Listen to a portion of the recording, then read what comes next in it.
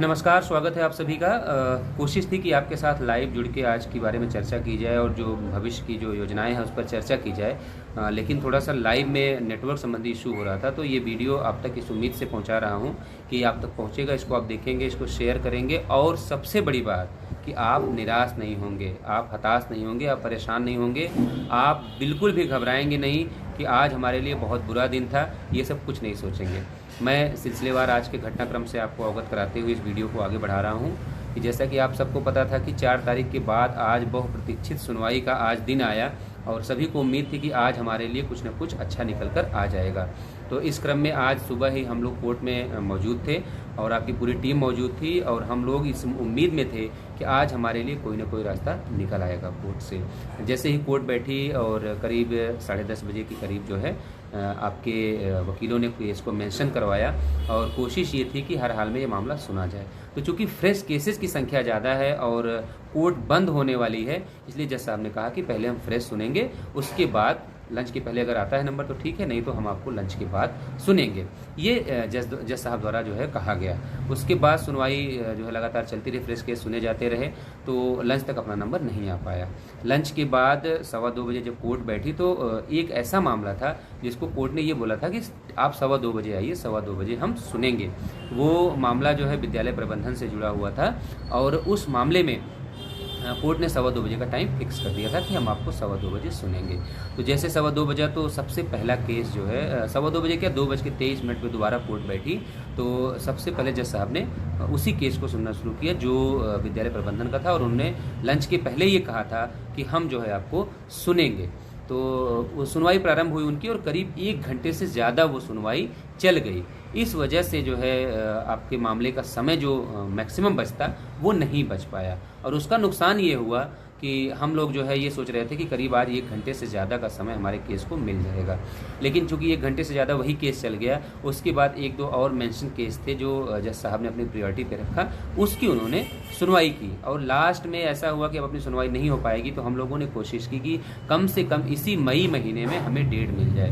तो जो सरकार की तरफ से सीनियर एडवोकेट थे जयदीप नारायण माथुर थे और डॉक्टर एल पी मिश्रा भी आज किसी केस में उनको भी तारीख लेनी थी तो वो भी मौके पर मौजूद थे। और जब सबने एक साथ खड़े होकर इस डेट मतलब जो है डेट के लिए बात की कि इसको अगले दिन के लिए लगा दिया जाए, तो जज साहब ने छूटते ही यही बात कही कि नहीं, अब हम किसी को नहीं सुनेंगे, इतने ज़्यादा केसेस हैं, आज हम फ्रेश केस पूरा नहीं सुन पाए हैं, जो रिवाइज थे उसको नहीं सुन पाए हैं, अब जो है हम फ्रेश सुन लें, यही बहुत बड़ी बात है। तो जुलाई के पहले तो हम नहीं सुन पाएंगे, इधर कोर्ट बंद हो जाएगी और हम नहीं सुन पाएंगे, ऐसा उन्होंने साफ साफ बोला और 12 जुलाई की डेट उन्होंने लगा दी और लगाते संग ही वहाँ से उठकर चले गए। तो सरकार की तरफ से आज एक चीज़ अच्छा ये हो गया कि उन्होंने काउंटर दे दिया है और जो एफिडेविट कोर्ट कह रही थी कि जो विसंगतियां आप सुधारने जा रहे हैं उसको एक एफिडेविट पे हमको दे दीजिए, तो एक एफिडेविट भी उन्होंने कोर्ट में लगाया। उस एफिडेविट में अभी तक क्या है ये अभी पता नहीं चल पाया है, वो किसी को मिला नहीं है। जैसे ही उसके बारे में जानकारी होगी वो आप तक साझा की जाएगी। अब दूसरी बात ये आती है कि आज सुनवाई नहीं हो पाने से हमारे साथी बहुत हताश हैं, बहुत निराश हैं, बहुत परेशान हैं। तो उनके लिए मुझे सिर्फ इतना कहना है कि आप एक बुरे दिन को अपने भविष्य से मत जोड़िए। ऐसे तमाम मौके आए हैं जब हम लोग किसी मीटिंग में जाते हैं तो वहाँ पर अच्छी चीज़ें नहीं सुनने को मिलती हैं, लेकिन अगले दिन हम जब दूसरी मीटिंग में जाते हैं तो वहाँ से चीज़ें हमारे लिए अच्छी निकल कर आती हैं। मैं आप सबको अवगत कराना चाहता हूँ कि अभी हाल में जब रात में हम लोग कैबिनेट मंत्री और प्रदेश अध्यक्ष स्वतंत्र देव सिंह जी के पास गए थे तो उन्होंने सीधे जो है फ़ोन लगाया और वहाँ से उनको जो जानकारी दी गई वो ये बताई गई कि माननीय मुख्यमंत्री जी का निर्देश है कि इस मामले में टॉप मोस्ट सीनियर जो है हायर करके हर डेट में उनको अपीयर करा के और जल्द से जल्द अपने पक्ष में ऑर्डर करवा के इन 68 लोगों की नियुक्ति का रास्ता साफ किया जाए, इनकी नियुक्ति जल्द से जल्द कर दी जाए। मुख्यमंत्री जी का ये निर्देश है आपके लिए। अब इससे बड़ा आपके लिए पॉजिटिव साइन क्या हो सकता है कि सूबे का मुखिया आपके मामले की पल पल की अपडेट ले रहा है और चाहता है कि जल्द से जल्द आपकी नियुक्ति हो जाए। न्यायालय का मामला है, थोड़ा सा इधर उधर होता है, लेकिन उसको आप अपने कैरियर से मत जोड़ के देखिए, आप निराश मत होइए। और रही बात दूसरी कि अभी रास्ते बंद नहीं हुए हैं, एफिडेविट में क्या है उसके बारे में हम लोग जानकारी करेंगे। उसके अलावा हम लोग बैठेंगे नहीं। जो हमारी 2 बहनें थी और हमारे जो भाई लगातार पिछले 10 दिन से मेहनत कर रहे हैं, दिन रात एक करके मेहनत कर रहे थे, भागदौड़ कर रहे थे, उसकी वजह से काउंटर आपका जो है मजबूती से वहाँ पर फाइल किया गया है और सरकार ने एफिडेविट भी दिया है और सरकार आपकी नियुक्ति कराना चाहती है। आप सोच के देखो, अगर सरकार आपकी नियुक्ति नहीं कराना चाहती तो जब नंबर नहीं आ पाया तो जयदीप नारायण माथुर वहाँ पर आकर नहीं खड़े होते। फिर सीएससी का काम होता है। लेकिन जयदीप नारायण माथुर आए और उन्होंने कोर्ट से प्रेयर की कि हमारे मामले को इसी महीने में किसी डेट में लगा कर निस्तारित कर दिया जाए, लेकिन जज ने मना कर दिया, ये कहते हुए कि बहुत सारे प्रेस केसेस हैं, ऑलरेडी हमने डेट फिक्स कर रखी है, उन सब मामलों में हम फेरबदल नहीं करेंगे, पहले हम उन सब मामलों को सुनेंगे। तो आपको निराश नहीं होना है, हताश नहीं होना है। आपका दिन बुरा गया है तो आपका फ्यूचर बुरा नहीं होगा, इस बात को आपको मन में अपने बैठाना पड़ेगा। दूसरी चीज़, जो हमारे साथी लगातार दिन रात मेहनत करके लोगों को जोड़ने का कार्य कर रहे हैं, उनका आप सहयोग कर दीजिए। हम आपसे इस बात की गारंटी लेते हैं कि अगर हमारे 4000 लोग तैयार हो जाएं तो कोर्ट के बाहर का रास्ता अभी बंद नहीं हुआ है। कोर्ट के बाहर के रास्ते पे हम लोग जमीन पे एक ऐसा आंदोलन कर सकते हैं जिससे सरकार हमारे लिए पहले कोर्ट के बाहर रास्ता निकालने को मजबूर हो जाए। लेकिन उसके लिए लोगों को जागना पड़ेगा, ये जो गुस्सा है इसको जिद में बदलना पड़ेगा, इसको जुनून में बदलना पड़ेगा और अपने लोगों को जोड़ते रहना होगा। और जो हमारे स्टेट कोऑर्डिनेटर भाई हैं, जो ब्लॉक कोऑर्डिनेटर हैं, डिस्ट्रिक्ट कोऑर्डिनेटर हैं, उनसे भी मेरी एक अपील है कि आपको बिल्कुल नहीं सोचना है कि आज क्या हुआ है, आपको ये सोचना है कि आपकी जो तैयारी है वो कोर्ट के बाहर के रास्ते के लिए है। और मैं बताऊं, कोर्ट बंद हो गई है, अब सरकार अगर कल चाहे तो कल आपकी नियुक्ति कर सकती है। जैसे ही कोर्ट बंद होगी उसके अगले दिन भी सरकार अगर चाहे तो आपकी नियुक्ति कर सकती है। कहीं से कोई भी स्थगनादेश, कोई स्टे जैसा प्रावधान आपके मुकदमे में नहीं है। तो आपको बिल्कुल निराश नहीं होना इस मामले को लेकर कि आज आपकी सुनवाई क्यों नहीं हो पाई। हालांकि निराशा स्वाभाविक है कि बड़ी उम्मीदें थी कि आज हमारे लिए कोई रास्ता कोर्ट से निकल आएगा, लेकिन नहीं सुनवाई हो पाई। इसका मतलब ये नहीं कि रास्ते हमारे लिए बंद नहीं हुए हैं। हम तो ये मान के चल रहे थे कि 24 तारीख को अगर हमारे लिए कुछ अच्छा नहीं होता है तो हमें एक ऐसे आंदोलन की नींव रखनी है, ऐसे संख्या बल के साथ लखनऊ में दस्तक देनी है कि जिससे सरकार हमारे लिए कोर्ट के बाहर रास्ता निकाल के हमारी नियुक्ति कर सके।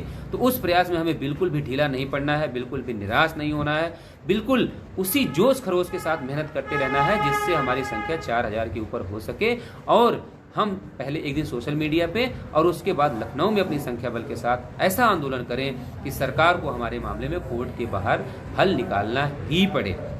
देखिए, आप इस बात को समझिए, कोर्ट के बाहर रास्ते बहुत सारे निकले हैं, बहुत सारे मामले। आप मध्य प्रदेश में ओबीसी आरक्षण का मामला देख लीजिए और वहाँ मत देखिए तो पिछली भर्ती में जो अपोनेंट हैं आपके, जो बिना किसी नियम कानून के इस जो है परिषदीय विद्यालयों में शिक्षक नियुक्त कर दिए गए, वो क्यों नियुक्त किए गए? क्योंकि उनके पास जन बल था, उनके पास संख्या बल था और उनके लोग घर पे फेसबुक पे अपनी ऊर्जा व्यस्त नहीं करते थे। उनके लोग जिस दिन ट्विटर पे ट्रेंड होता था दिन रात एक कर देते थे, उनका मामला नेशनल ट्रेंडिंग में आए। उनके लोग जब जमीन पे आंदोलन की बारी हुई तो सारे लोग निकल कर आए और हम लोग भी इस चीज़ को ठान चुके हैं कि हम लोग भी अब जब तक आपका संख्या बल जो अपेक्षित है 4000 लोगों को जोड़ने का जो टारगेट है वो पूरा जब तक नहीं हो पाता तब तक हम लोग शांति से नहीं बैठेंगे, सबसे मिलते जुलते रहेंगे और कोशिश करेंगे कि शिक्षा मंत्री जी से मिलकर और लोगों से मिलकर कोर्ट के बाहर का रास्ता निकाला जा सके। लेकिन इस रास्ते को उसके अंजाम तक पहुंचने की जिम्मेदारी आप सबकी है। जैसे ही आप सब संगठित होकर 4000 का संख्या बल जैसे ही पेपर पे होगा और एक दिन सोशल मीडिया पर उसका प्रयोग होगा कि इन 4000 लोगों में कितने लोग ऐसे हैं जो हर तरीके से साथ देना चाहते हैं, तो जैसे ही एक दिन नेशनल ट्रेंडिंग आप करवा ले जाएंगे, फिर हमें ये बात का यकीन हो जाएगा, संगठन को यकीन हो जाएगा कि हमारे लोग अब किसी भी परिस्थिति में लड़ने को तैयार हैं, अपना हक अधिकार लेने को तैयार हैं। उसी दिन हम लोग महाआंदोलन की डेट की घोषणा करके पूरे संख्या बल के साथ, और तब तक आंदोलन चलेगा जब तक सरकार हमारे लिए बाहर का रास्ता नहीं निकाल लेती है। तो ये सब आपको कार्य करने हैं।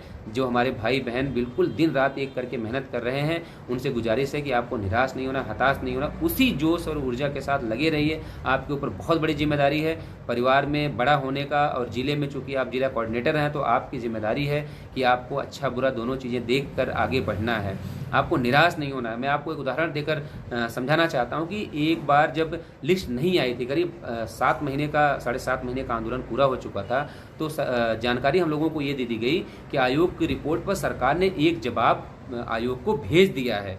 अब जब तक राष्ट्रीय पिछड़ा वर्ग आयोग से उस जवाब पर कोई रिप्लाई नहीं आ जाता तब तक हम कुछ नहीं करेंगे। तो हम और अमरेंद्र भाई दोनों लोग दिल्ली गए और वहाँ पर हम लोगों ने हर मुमकिन कोशिश की कि राष्ट्रीय पिछड़ा वर्ग आयोग से हमारे लिए कुछ सकारात्मक लिख के सरकार को वापस भेज दिया जाए या उस रिपोर्ट को एक्सेप्ट ना किया जाए। लेकिन वहाँ पर सारे जो अधिकारी हैं उन्होंने हाथ खड़े कर दिए कि भाई एक बार हमने रिपोर्ट दे दी, उसकी वजह से इतना गदर कटा है कि बहुत सरकार की किरकिरी हो रही है। तो अब हम ना उसको रिफ्यूज करेंगे, ना उसको एक्सेप्ट करेंगे, ना उस पर कुछ लिखेंगे, एक शब्द नहीं लिख सकते। हमें जो रिपोर्ट देनी थी हमने दे दिया, एक बार हमसे जो होना था हो चुका। अब हमारी सरकार की इतनी बदनामी हो रही है कि हम अब इस पर कुछ नहीं कर सकते। लेकिन हम लोगों ने हार नहीं मानी। उसी यहाँ विभाग के अधिकारियों को आके ये बोल दिया कि वहाँ जो बैठे लोग हैं वो ये कह रहे हैं कि अब 7 महीने बाद हम रिपोर्ट पे कुछ फेरबदल नहीं करेंगे, अब विभाग जो कहता रहे, हमारी जो रिपोर्ट थी वही फाइनल है। हम लोगों ने यहाँ आके ये बात बोली और लड़ते रहे, और उसका नतीजा ये हुआ कि उसी आयोग की रिपोर्ट को बेस बना के हम लोग लिस्ट को ले आए और सरकार को मजबूर होकर आपकी लिस्ट को जारी करना पड़ा। इसलिए एक दिन बुरा जाने से आपको निराश नहीं होना है, आपको और दुगने जोश के साथ मेहनत करनी है। हमें अब पहला और आखिरी टास्क हमारा ये होना चाहिए कि हमें कोर्ट के बाहर सरकार से अपने लिए रास्ता निकालने के लिए मजबूर करना है।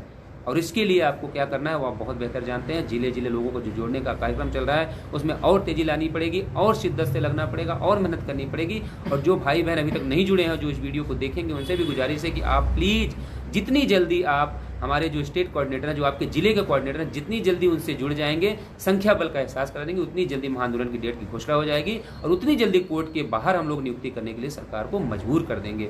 मैं इस आखिरी गुजारिश के साथ आपसे इस वीडियो को समाप्त करना चाहूँगा कि प्लीज़ किसी को निराश होने की ज़रूरत नहीं है। आपको लड़ना है, ये लिस्ट आपकी लड़ कर आई है और लड़कर ही आपको नियुक्ति मिलेगी, इसलिए आपको परेशान बिल्कुल नहीं होना है।